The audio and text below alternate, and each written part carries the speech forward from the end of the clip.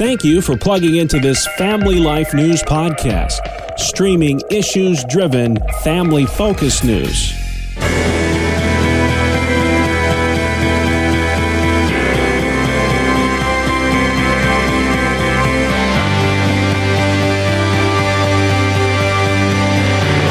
Welcome back to another edition of Capital Connection.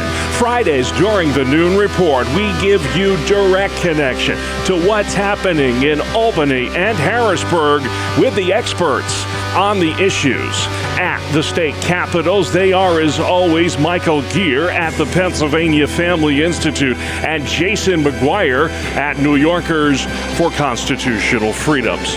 Well, gentlemen, I want to begin with a question that New York Congressman Elise Stefanik posed to the president at the University of Pennsylvania this week during a heated exchange on anti-Semitism on America's college campuses. UPenn's president, a woman by the name of Liz McGill, was asked if calling for the genocide of the Jews would violate the school's code of conduct, to which McGill had the audacity to say, "It depends on the context." Jason, your reaction to that statement? You know, I just can't imagine a context in which it would be appropriate to call for the genocide of a people, and then to imply that it's free speech until it's an action, which the action would then be genocide.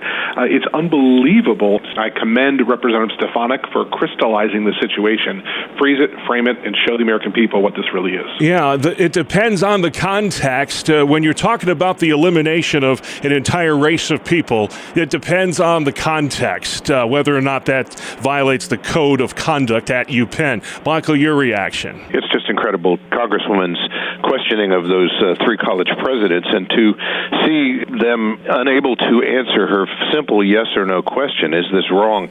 They could not answer that, and it was appalling to see, and parents should now look very closely at whether they would send their children to a place like University of Pennsylvania. All right, moving on, guys. Jason, this is a huge deal, the battle over New York's congressional boundary lines. It's back at the state Court of Appeals. Seems like we were just there. How did we get to this point? How soon do you think before we will get a decision in this all-important case? Well, first, how we got there is a long and winding road.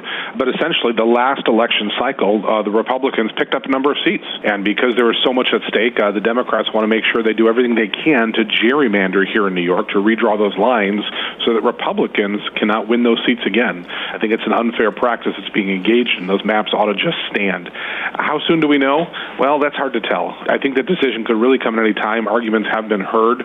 I anticipate that if things change on the congressional level, and they very well might, you might even see the Senate lines here in New York reopened again as well. Michael, there was a court ruling last month on undated ballots, since mail-in voting is the name of the game now. This is an issue all of a sudden. What was that ruling? Do you agree with that ruling, and how might that impact next year's election in Pennsylvania? Well, first of all, that ruling by an Obama-appointed and then Trump reappointed federal district judge in Western Pennsylvania is causing issues even in this year's election. That judge ruled, contrary to the clear guidance of the law, that ballots without dates on the envelope still must be counted. A ruling like this is yet another example of how mail-in voting has upset the apple cart as far as how elections are done in Pennsylvania, and in my view, it doesn't inspire confidence in how things will go in 2024. All right, speaking of genies being out of the bottle, Marijuana Incorporated is here in New York. And Jason, it's interesting to watch how towns and villages adopt these cannabis consumption laws,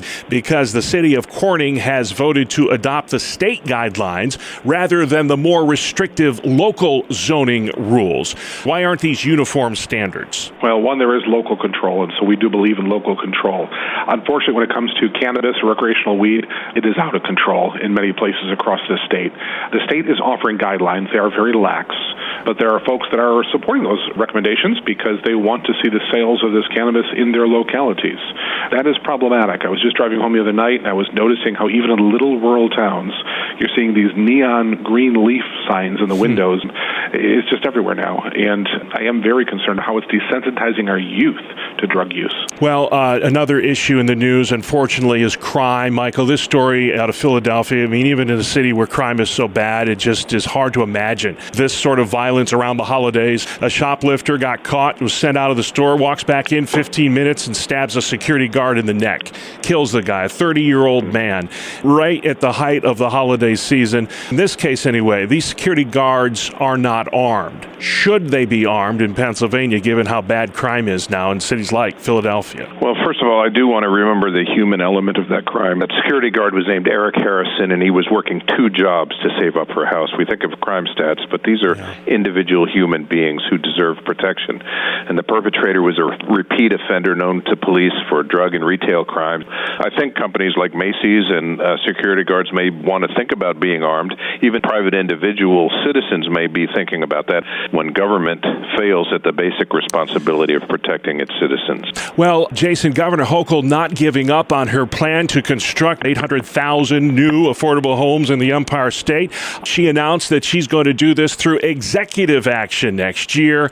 Your concerns about what she means by that? Yeah, it's an interesting process because at first the governor said she was not going to be engaging in this next year. And I think that's because it was an election year for the legislature. And so the legislature does not want to be on record taking these actions that many voters, even the Democratic Party and many independents, oppose.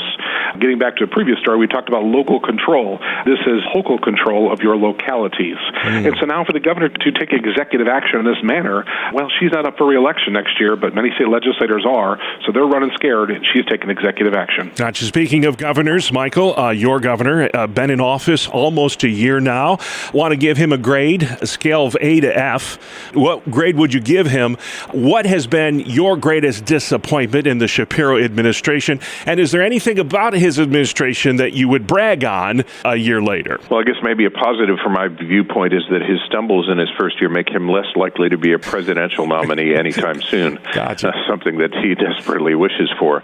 But talking about those stumbles, even leaving aside his radical pro-abortion stance, which earned him an F in my book, vetoing the school choice initiative he campaigned on, that's a black eye. His big payout over sexual harassment allegations of one of his top staff members, yet another black eye. Those are many of the factors that would give him a bad grade, even for those who are not in the pro-family realm like me, which would rate him, again, an F because of his pro-abortion stance. Another big story that's kind of flying under the radar, Jason, is New York could be looking at a budget deficit of $36 billion over the next few years.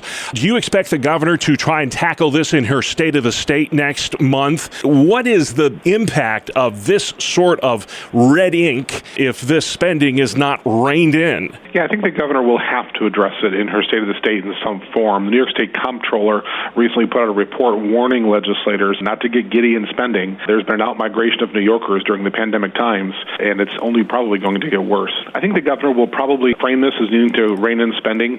She's going to have to look at even the migrant issue going on in New York City. The billions are being spent there. And then I think the governor is going to look at new revenue streams like mobile sports gambling and then cannabis. I think you will now see the move towards iGaming or casino games on your mobile devices. The advocates are saying they believe it will raise another $1 billion. And unfortunately, legislators in both parties only see the dollars, not the impact on the family. Well, I go to Vegas when you've got New York. And finally, Michael, I want to bring this up because there was a Supreme Court ruling that dealt with this, I think a couple of years ago out of Philadelphia.